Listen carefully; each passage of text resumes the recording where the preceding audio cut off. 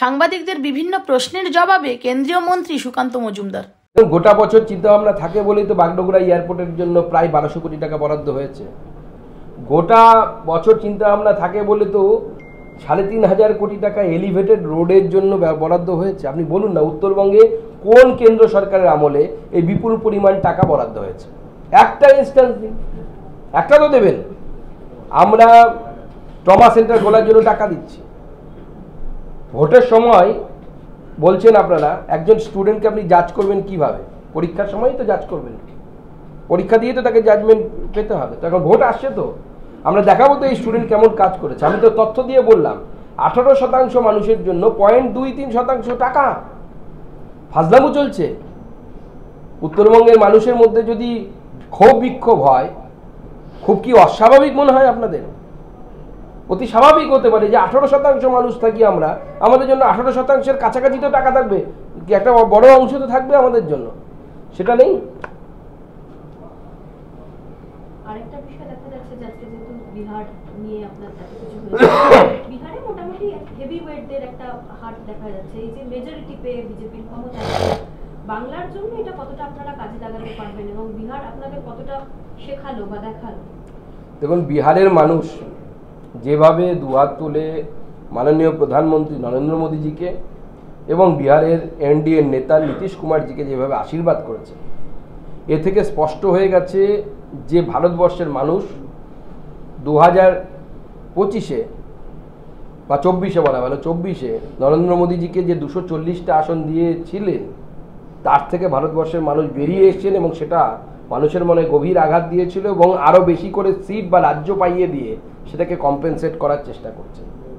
এবং আমার বিশ্বাস, মাননীয় প্রধানমন্ত্রীজি যেরকম বলেছেন যে মা গঙ্গা বিহার থেকে বাংলায় ঢোকে রাজমহল দিয়ে, এই রাজমহল দিয়েই এবার বিজেপির জয়যাত্রা সেটা পশ্চিমবঙ্গে ঢুকবে এবং পশ্চিমবঙ্গে এই জঙ্গল রাজ চলছে, লালুর যে জঙ্গল রাজ, সেই জঙ্গল রাজের মতোই পশ্চিমবঙ্গে একটি জঙ্গল রাজ চলছে, সেই জঙ্গল রাজ এবার দূরীভূত হবে।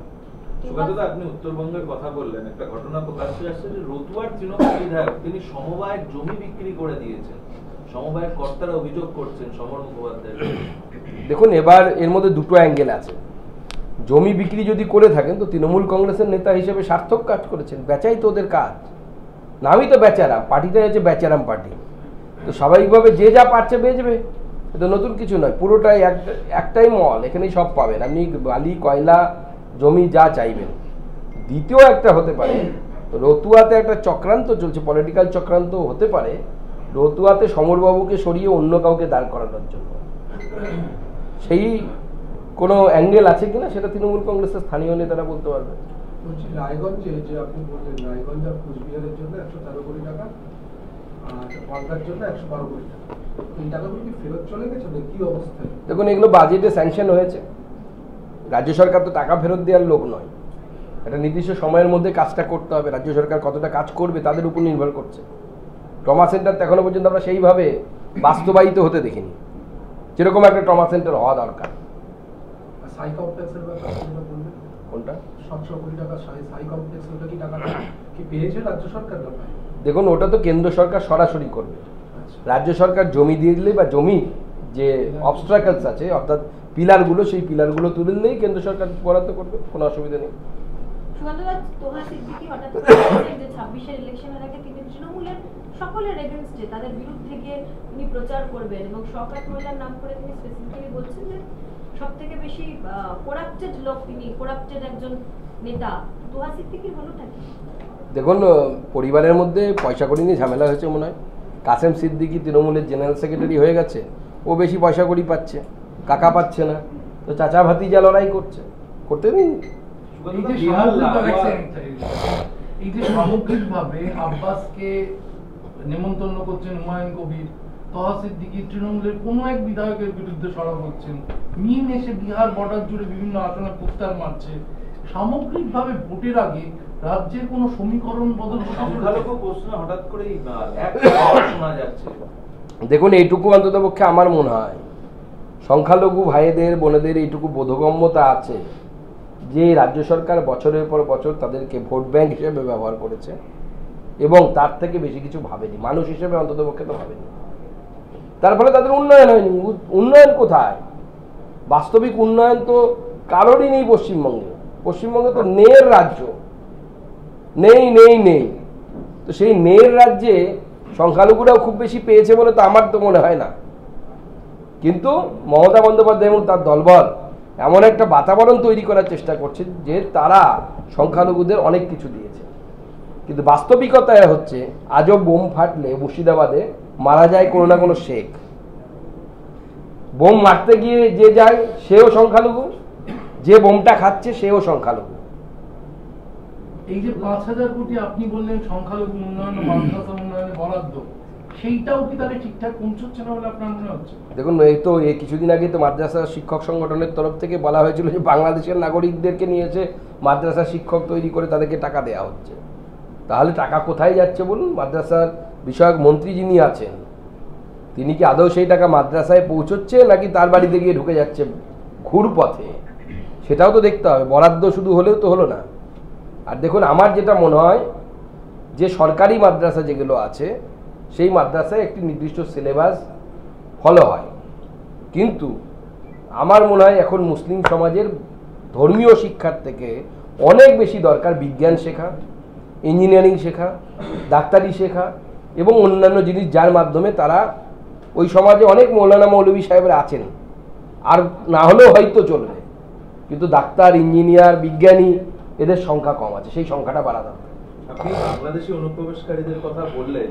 হাকিমপুর সীমান্তে রোজই দেখা যাচ্ছে হাকিমপুর থেকে লোকজন পার হচ্ছে এবং সেই খবর করতে গিয়ে সংবাদ মাধ্যমের প্রতিনিধিরা আক্রান্ত হচ্ছেন। বিক্ষোভকারীরা বলছেন কেন্দ্র এর জন্য দায়ী, কিন্তু এই ঘটনায় হামলার পিছনে কি অনুপ্রবেশকারীদের যে দালাল তারাই দায়ী? একদম। ওখানে আমি যেটা খবর পেয়েছি যে স্থানীয় তৃণমূল কংগ্রেসের পঞ্চায়েতের সদস্য সে হামলায় জড়িত। শুধু তাই নয়, সেখানে বিশ্ব হিন্দু পরিষদের তরফ থেকে একটি বিক্ষোভের কর্মসূচি ছিল। সেই বিক্ষোভ দেখাতে গিয়ে বিশ্ব হিন্দু পরিষদের সম্পর্কিত হবে হয়তো, আমি পুরোটা জানি না, ডক্টর সূর্য ব্যানার্জি তিনি মারধরের শিকার হয়েছে। তাকে তৃণমূল কংগ্রেসের পঞ্চায়েতের সদস্য এবং অন্যান্য তৃণমূল কংগ্রেসের যারা দালাল, যারা পয়সা নিয়ে লোক নিয়ে আসা নিয়ে যাওয়া করেন, তারা মেরেছে। শুধু তাই নয়, সে স্বরূপনগর থানায় যখন গিয়ে বসে আছেন, এই মুহূর্তেও তিনি বসে আছেন স্বরূপনগর থানাতে, যেই ডাক্তারবাবুর কথা বলছি, তিনি এফআইআর করতে গেছেন, তার এফআইআর নেওয়া হয়নি। তার এফআইআর না নিয়ে উল্টে তার বিরুদ্ধে মামলা দেয়া হচ্ছে পুলিশের তরফ থেকে যে তিনি নাকি সাম্প্রদায়িক সম্প্রীতি বিনষ্ট করতে গেছিলেন। কি দাবি নিয়ে তারা গেছিলেন? বিশ্ব হিন্দু পরিষদের যারা গেছিলেন তাদের দাবি অনুপ্রবেশকারীদেরকে ইমিডিয়েট ভারতবর্ষ থেকে তাদের নিজের দেশে পাঠাতে হবে। বলুন, এর মধ্যে সাম্প্রদায়িকতা কোথায়? এর মধ্যে সাম্প্রদায়িকতা কোথায় আছে? ভারতবর্ষের নাগরিক যারা নন, যারা অনুপ্রবেশকারী, যারা নিজেরাই ক্যামেরার সামনে বলছে যে আমাদের বাড়ি সাতক্ষীরাতে, আমাদের বাড়ি অমুক জায়গায়, আমি তৃণমূল কংগ্রেসের তমুক নেতাকে 5,000 টাকা ঘুষ দিয়ে, কেউ বলছে আমি 10,000 টাকা দিয়ে আমি এখানে এসেছি, ভোটার কার্ড বানিয়েছি, কেউ বলছে আমি 2বার ভোট দিয়েছি, কেউ বলছে আমি 3বার ভোট দিয়েছি। তো রাজ্য সরকারের লজ্জার বিষয়। সংবিধানের শপথ নিয়ে আমাদের মুখ্যমন্ত্রী তো সংবিধানকে ছিঁড়ে ফেলেছেন, সংবিধান তো রক্ষা করতে পারছেন না। ভারতবর্ষের সার্বভৌমত্বকে তিনি চ্যালেঞ্জের মুখে ফেলছেন। কিন্তু দেশদ্রোহিতা, তার প্রশাসন, তার নেতারা এই দেশদ্রোহিতা করছে। বাংলার সামনে সমূহ বিপদ, এবং এই বিপদের হাত থেকে আমাদের সকলকে একসাথে লড়াই করে এই বিপদের হাত থেকে মুক্তি পেতে হবে। আপনারা দীর্ঘদিন ধরে আপনারা দীর্ঘদিন ধরে এই দাবিটা করে আসছেন যে অনুপ্রবেশ তৃণমূলের জন্যই হচ্ছে। তৃণমূল উল্টো দিকে বলছে যে বর্ডার সিকিউর করার দায়িত্ব তো বিজেপি, সেটা তো কেন্দ্রীয় স্বরাষ্ট্র মন্ত্রকের। তাহলে কি করে এই ইনফিল্ট্রেশনটা ঘটছে? আমি পাল্টা প্রশ্ন করতে চাই। বর্ডারে ধরুন রামচন্দ্র খুন করে দিল রহিমচন্দ্রকে, অ্যারেস্ট কে করবে? পুলিশ করবে না বিএসএফ করবে? আইন কি বলছে? অ্যারেস্ট পুলিশ করবে। তার মানে কি? ল অ্যান্ড অর্ডার কার আন্ডারে? আপনি প্রায় 500 কিলোমিটার ফাঁকা রেখেছেন। আমি তো তৃণমূল কংগ্রেসের নেতাদের চ্যালেঞ্জ করছি, কুণাল ঘোষ সহ সবাইকে, আসুন আপনারা 7 দিন পাহারা দিন, একটু দেখি, এক্সপেরিমেন্ট হয়ে যাবে। আমি 5বার যাবো আর আসবো পারে এবার ওই ফাঁকা জায়গা দিয়ে। 7 দিনে কমসে কম 5 বার যাবো আসবো, ধরতে পারেন কিনা দেখবো। 300 কিলোমিটারেরও বেশি জায়গা আপনি ফাঁকা রেখে দিয়েছেন, ফেন্সিং নেই, জমি দেননি। যারা বর্ডার সম্পর্কে জানে না, যাদের আইডিয়া নেই, আপনি টাকিতে যাবেন, নদীর মাঝখানটা যেখানে দুর্গা বিসর্জন হয়, এপারটা ইন্ডিয়া ওপারটা বাংলাদেশ, কিভাবে আপনি করবেন? আপনি আমার এলাকায় আসুন, হারিপুকুর গ্রাম, বিখ্যাত গ্রাম, হিলির সীমান্তে, ফেন্সিং এর ওপারে গ্রাম।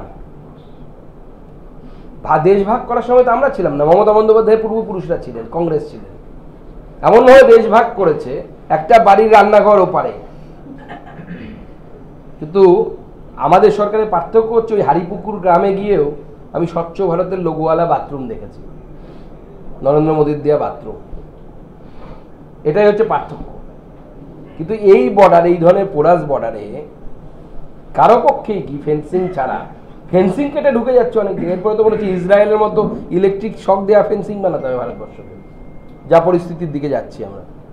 বলছি, ইলেকশন কমিশন তৃতীয় দিন চলছে, জেলা সফর করছে। কমিশন বলছে যে মহিলাদের যারা কাজ করছে তাদের কাজে তারা খুশি। আবার অনেক জায়গায় পলিটিক্যাল ইয়েরাও তো অভিযোগ জানাচ্ছে যে মহিলারা ঠিকমতো কাজ করতে পারছে না। দেখুন, অনেক জায়গাতে মিশ্র প্রতিক্রিয়া আছে, আমি স্পষ্ট বলছি। অনেক জায়গাতে বিএলওদেরকে ভয় দেখানো হচ্ছে, অনেক জায়গায় বিএলওরা মানসিক প্রেসারে পড়ে যাচ্ছেন তৃণমূল কংগ্রেসের নেতাদের এই ভয় দেখানোর জন্য।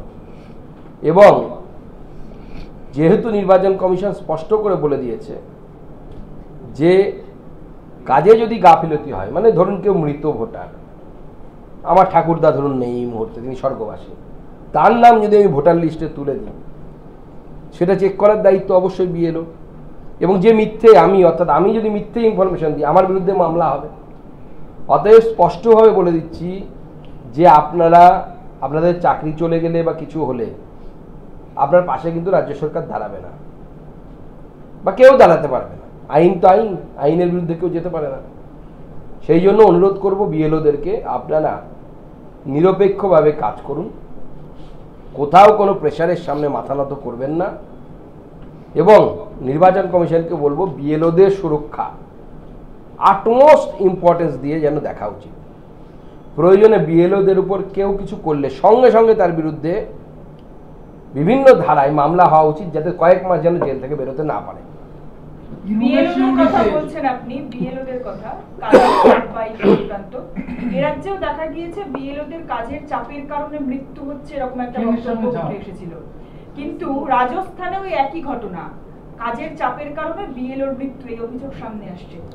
দেখুন, আমার মনে হয় যে এই ধরনের অভিযোগ কতটা সত্যতা আছে তার একবার তদন্ত হওয়া উচিত। তার কারণ হচ্ছে, রাজস্থানে তো কোনো ভোট নেই এই মুহূর্তে। আপনারা বলছেন রাজস্থানে চাপে কেউ আত্মহত্যা করেছে নাকি, এই ধরনের অভিযোগ আসছে। তো রাজস্থানে তো কোনো ভোটই নেই, তো চাপটা কিসের? হ্যাঁ, এখন যদি কেউ কাজই করার অভ্যেস না থাকে, তাকে হঠাৎ করে কাজ করতে হয়েছে, সেক্ষেত্রে আমার জানা নেই কি হয়েছে, সে হয়তো প্রেশারে পড়তেও পারে। কিন্তু যারা মিনিমাম সরকারি কাজ করে, এর থেকে বেশি সরকারি কাজ তো আমাদের কলেজে প্রফেসর হিসেবে করতে হতো, এত খাতাপত্র মেনটেন করতে হতো, টেন্ডার দেখে দেখে কে লোয়েস্ট বিট করতে হতো, কোম্পানিজের কোটেশন করতে হতো, অনেক সময় স্টাফ না থাকলে ক্লার্কের কাজ করতে হতো, পড়াতেও হতো, আবার এসে এই কাজ করতে হতো। আমরা তো করেছি যতদিন পর্যন্ত কলেজে চাকরি করেছি। আতঙ্কে বিএলওর ট্রেনের সামনে ঝাঁপ, এমনটা অভিযোগ উঠে আসছে। কেউ আত্মহত্যা করছেন, কেউ আত্মহত্যার চেষ্টা করে ফেলছেন। এই যে রাজ্যে সামগ্রিকভাবে রোজই হয় বিএলও না হলে ভোটার, আধার কার্ড ভোটার কার্ডে ম্যাচ করেনি, তাই তিনি আত্মহত্যা করে ফেললেন। বাবার নামে সমস্যা রয়েছে, সেই আতঙ্কে গতকাল একজন বেলঘড়িয়ায় এই অবধি হিসেব 28, 29, 30। মমতা বন্দ্যোপাধ্যায় চাইছেন যেন তেন প্রকারে এসআইআরটা বন্ধ করার জন্য। সেজন্য এখন যেই মারা যাক, যেভাবে মারা যাক, সে বলবে যে এসআইআরে মারা গেছে। আর এসআইআরে মারা গেলে যদি রাজ্য সরকার কোনো ক্ষতিপূরণ ঘোষণা করে, আমি তো বলবো যার বাড়িতে বৃদ্ধ বাবা যাই মারা যাবে, সবাই বলবেন এসআইআর মারা গেছে, রাজ্য সরকার ক্ষতিপূরণ দিই। বিএলওদের যারা শিক্ষকতার কাজ করেন তাদেরকে একসঙ্গে দুটো কাজ করতে হচ্ছে, মানে কোথাও কি রাজ্য আর কমিশনের টানাপোড়েনের খেসারত?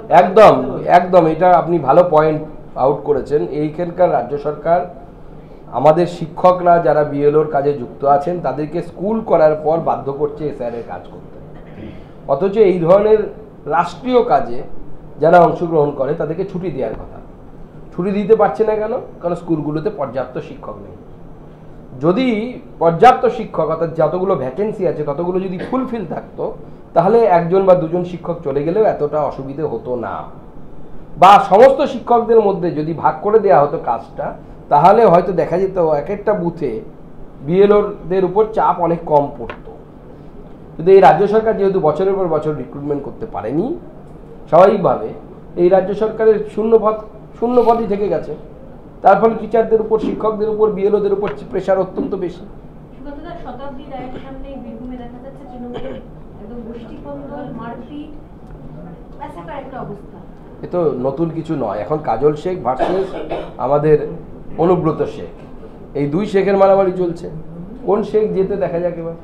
বনগাঁয়ে 6 জন তৃণমূল কাউন্সিলরের বাড়িতে একসঙ্গে দুষ্কৃতী হামলার অভিযোগ, এক তৃণমূল কাউন্সিলরের বাড়ির সামনে গুলি চালানোর অভিযোগ। গতকাল রাতে পুরসভা 2, 9, 11 নম্বর ওয়ার্ডে কাউন্সিলরের বাড়িতে হামলা, বাড়ির সামনে গুলি চলছে, অভিযোগ 11 নম্বর ওয়ার্ডের কাউন্সিলরের। একসাথে চেয়ারম্যানকে পদত্যাগ করার নির্দেশ দিয়েছিল তৃণমূল, কিন্তু তিনি পদত্যাগ করেননি। মানে এটা কি চেয়ারম্যান তার অনুগামী? দেখুন, হতে পারে বনগাঁতে তৃণমূল কংগ্রেসের বেশিরভাগ কাউন্সিলর হচ্ছে অবৈধ কাজকর্মের সাথে যুক্ত। সোনা পাচার, ফেন্সি ডিল পাচার, আরও যা যা পাচার হতে পারে, সুপারি পাচার, এই অনেক কিছুর সাথে যুক্ত। স্বাভাবিকভাবে তাদের বাড়ির সামনে গুলি চলবে না তো ঘন্টা বাজবে মন্দিরে? ওদের বাড়ির সামনে তো গুলি চলবে। আপনার আমার বাড়িতে ঘন্টা বাজতে পারে, ঠাকুর মশাই আসতে পারে, ওদের বাড়ির সামনে গুলির আওয়াজই পাবেন। ভগবানপুরে শুভেন্দু অধিকারীর গড়, পূর্ব মেদিনীপুর জেলা, এখানে ভবানীপুরে দেখা যাচ্ছে তৃণমূলের পার্টি অফিসে ঢুকে মারধরের অভিযোগ, এবং স্বাভাবিকভাবে তার সহকারী দেবব্রত মাইতিকেও মারধর করা হয়েছে। তৃণমূলের এমএলএ কে, তৃণমূলের বিএলএ কে মারধর করা হয়েছে। দেখুন, এখন কি ধরনের ঘটনা ঘটেছে আমার এক্সাক্ট জানা নেই, তবে অনেক জায়গায় তৃণমূল কংগ্রেসের বিএলএরা আমাদের কর্মীদেরকে দেখলে পরে গালিগালাজ করছে আমাদের বিএলএদেরকে, যাতে তারা ভয়ে না আসে। নানা রকম হুমকি চুমকি দেওয়া হচ্ছে। এখানেও সেই ধরনের বিএলএ কিছু করেছিল কিনা, জনগণ হয়তো আক্রোশিত হয়ে পড়েছে। একটা কোশ্চেন আছে নিশিত, আপনি কিছু একটা মন্তব্য করেছিলেন, সেই মন্তব্যের পরিপ্রেক্ষিতে আপনি নাকি বলেছেন যে এরকমও পরিবার রয়েছে 30-40টা করে সন্তান রয়েছে অনেকের, সেই মন্তব্যের পরিপ্রেক্ষিতে জেনে এখন আপনার পোস্টার নিয়ে বিক্ষোভ চলছে একাধিক জায়গায়, দিনহাটাতে, যে আপনি মাঝে মধ্যে এই ধরনের উল্টোপাল্টা মন্তব্য করেন, যেটা অসম্মানীয়। দেখুন, প্রথম কথা বলবো,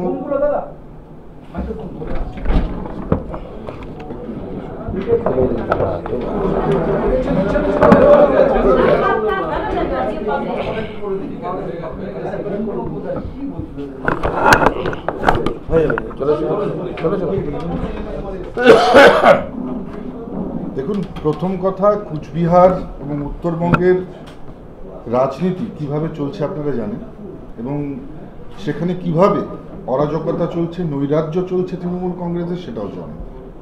কিছুদিন আগেই সম্মানীয় বিরোধী দলনেতা সেখানে গিয়েছিলেন এবং একেবারে কোর্টের অনুমতি নিয়ে গিয়েছিলেন। তারপরেও কিভাবে আক্রমণ হয়েছে দেখেছেন। গত দুর্গাপুজোর সময় একেবারেই অরাজনৈতিক কার্যক্রমে সম্মানীয় সুকান্ত দা, তিনি সেখানে গিয়েছিলেন, তার সঙ্গেও কী ধরনের অভদ্র আচরণ হয়েছে আপনারা দেখেছেন। সর্বোপরি আপনারা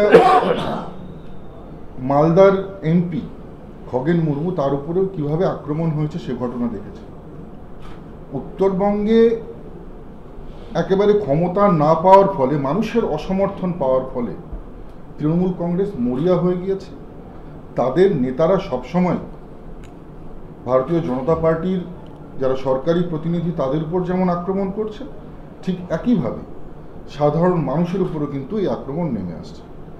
কিছুদিন আগের ঘটনা আপনারা জানেন যে দিনহাটায় অজয় রায়, তার ঠিক বাড়ির সামনে দিনহাটার যে নেতা আছে, মন্ত্রী আছে, তার ছেলে দলবল সহকারে এসে বোমাবাজি করে। সেই সিসিটিভি ফুটেজ আপনারা কিন্তু টিভির পর্দায় দেখেছেন। পুলিশ নির্বাক, পুলিশ একেবারে মিউট স্পেকটেটর।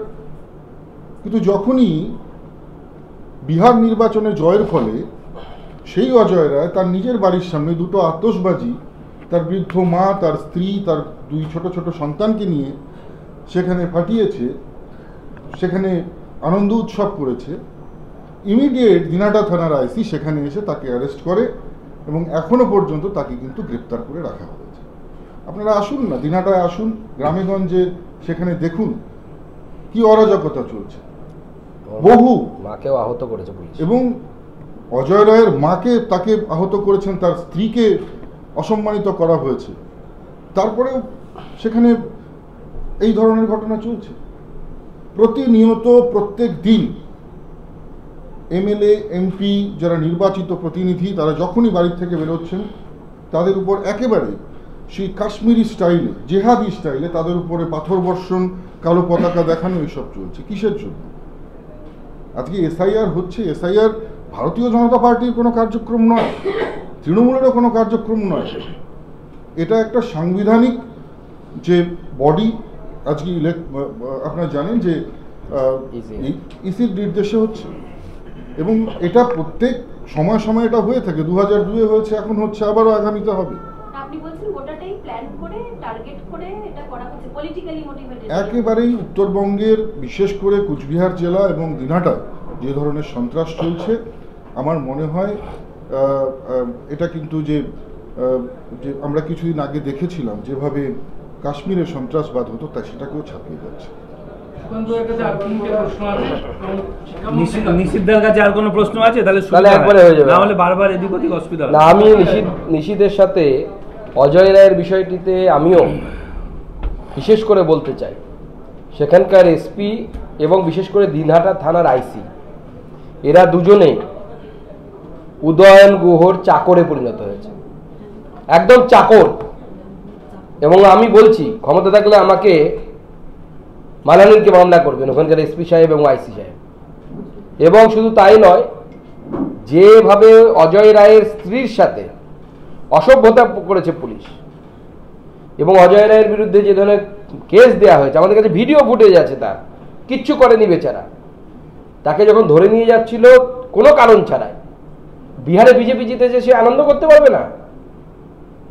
অজয় রায়ের স্ত্রীর সাথে যেভাবে শ্লীলতাহানি করা হয়েছে, আমি অজয় রায়ের স্ত্রীর সাথে কথা বলেছি তাকে, এবং আমি নিশীথকেও বলছি বিশেষভাবে দেখার জন্য তার স্ত্রীকে দিয়ে মামলা করানো ওই আইসির বিরুদ্ধে এবং প্রয়োজনে এসপির বিরুদ্ধে, এবং শেষ অবধি দেখবো আমরা যতদূর যেতে পারি। হাইকোর্ট যেতে হলে হাইকোর্ট, সুপ্রিম কোর্ট যেতে গেলে সুপ্রিম কোর্ট পর্যন্ত যাবো, আমরা ছাড়বো না। যাদবপুর বিশ্ববিদ্যালয়ে নীতি পুলিশের অভিযোগ, ছাত্রছাত্রীদের আচরণ নিয়ে প্রশ্ন, সিনিয়রদের একাংশের বচসার জেরে উত্তেজনা ছড়ালো যাদবপুর বিশ্ববিদ্যালয় ক্যাম্পাসেও। 4 ইঞ্জিনিয়ারিং পড়ুয়াকে ক্যাম্পাসে ঢুকতে মানা, কর্তৃপক্ষের তদন্তের জন্য কমিটি গঠন করেছে বিশ্ববিদ্যালয় কর্তৃপক্ষ। দেখুন, যাদবপুর নিয়ে আমি বিশেষ কিছু বলবো না, আগেও আপনারা দেখেছেন যাদবপুরে বিভিন্ন ঘটনা ঘটেছে। একটি ছাত্রী কিছুদিন আগে মদ্যপ অবস্থায় জলে পড়ে গেছে বলে অভিযোগ, মারা গেছে। এর আগে র্যাগিংয়ের জন্য একজনের মৃত্যু ঘটেছে। একের পর এক এই ধরনের ঘটনা ঘটছে, এবং ভারতবর্ষের সম্ভবত একমাত্র বিশ্ববিদ্যালয়, যে বিশ্ববিদ্যালয়ের ভিসি গোপাল সেন বিশ্ববিদ্যালয় ক্যাম্পাসে মার্ডার হয়েছিলেন, ভারতবর্ষের একমাত্র, সম্ভবত হয়তো পৃথিবীর একমাত্র বিশ্ববিদ্যালয় হবে, যেই সমস্ত দেশে অ্যাটলিস্ট অন্ততপক্ষে অরাজকতা চলে না, ভারতের মতো গণতান্ত্রিক দেশে একমাত্র বিশ্ববিদ্যালয়, সেটা বামপন্থীদের জন্য, অতি বামদের জন্য। সেই অতি বামদের জন্য বিশ্ববিদ্যালয়ের ক্যাম্পাসের মধ্যে ভিসি খুন হয়েছে গোপাল সেন। অনেক বাঙালি এই ইতিহাস জানে না, ভুলে গেছে বা ভুলিয়ে দেওয়া হয়েছে বলা ভালো। অতি বামদের ভাই ছোট বাম যারা আছে এখানে তারা ভুলিয়ে দিয়েছেন, কিন্তু গোপাল সেনের মতো পণ্ডিত ব্যক্তি তিনি খুন হয়েছিলেন যাদবপুর ক্যাম্পাসের মধ্যে। এবং শোনা যায় যিনি খুন করেছিলেন অতি বাম নেতা, তিনি সাজার হাত থেকে বাঁচার জন্য আমেরিকাতে গিয়ে থেকেছিলেন, আমেরিকান সিটিজেন নেই। যারা সারা জীবন আমেরিকার বিরুদ্ধে তোপ দেখার কথা বলতেন, পেন্টাগনে গলি চালানোর কথা বলতেন, পেন্টাগনে কামান চালানোর কথা বলতেন, তারাই কিন্তু গোপাল সেনকে খুন করে পেন্টাগনের আশ্রয়ে গিয়েছিলেন। এটা হচ্ছে বামপন্থার হিপোক্রেসি, বামপন্থার দৈনতা, এবং তাকে এই অতি বামদেরকে দেশের জনগণ রিজেক্ট করেছে, বামেদেরকে রিজেক্ট করেছে এই দেশের জনগণ, আগামী দিনেও করবে। বেশিরভাগ বামপন্থী, অতি বামপন্থী যারা হাতে বন্দুক নিয়ে ঘুরতো ছত্তিশগড়ে, তারা স্যারেন্ডার করেছে। 2-4 জন হিডমা থেকে শুরু করে তারাও পুলিশের এনকাউন্টারে মারা গেছে। মাননীয় স্বরাষ্ট্রমন্ত্রী যে টার্গেট দিয়েছে যে 26-এর মধ্যে যে পুরো নকশালবাদ থেকে ভারতবর্ষকে মুক্তি দেওয়া হবে, সেই মুক্তি আসন্ন। আমাদের পূর্ণ বিশ্বাস আছে মাননীয় গৃহমন্ত্রীর নেতৃত্বে এটা সম্ভব হবে। ইডি দপ্তরে হাজিরা ডাক পাঠানো হয়েছিল সুজিত বসুর ছেলে সমুদ্র বসুকে, সময়ের অভাবে তিনি আজকে ইডি দপ্তরে গেলেন। না, এদের বিরাট অনেক কাজ, তো এত টাকা, নামই তো সমুদ্র, সমুদ্রের মতো টাকা, সেই টাকা গুনতে তো সময় লাগে, কাজ সময় কোথায় পাবে এরা? পাথর প্রতিমায় দুষ্কৃতি তাণ্ডব, পাথর প্রতিমায় দুর্গা গোবিন্দপুরে বেশ কয়েকটি দোকান, বাড়ি, গোয়ালঘরে পরপর আগুন লেগে যায় এবং তাতে আগুন ছড়ায় বিডিওর গাড়ি। দেখুন, পাথর প্রতিমা সহ বিস্তীর্ণ এলাকা যেভাবে ডেমোগ্রাফিক চেঞ্জ এবং জনবিন্যাসের পরিবর্তন এবং তার সাথে যেভাবে রাজনৈতিক হিংসা থেকে শুরু করে তৃণমূল কংগ্রেসের দাপট সেখানে যেভাবে চলছে, এই ধরনের ঘটনা অস্বাভাবিক কিছু নয়। আগামী দিনে যদি ব্যবস্থা নেওয়া না হয় উপযুক্ত, আগামী দিনে আরও বাড়বে। শেষ করব।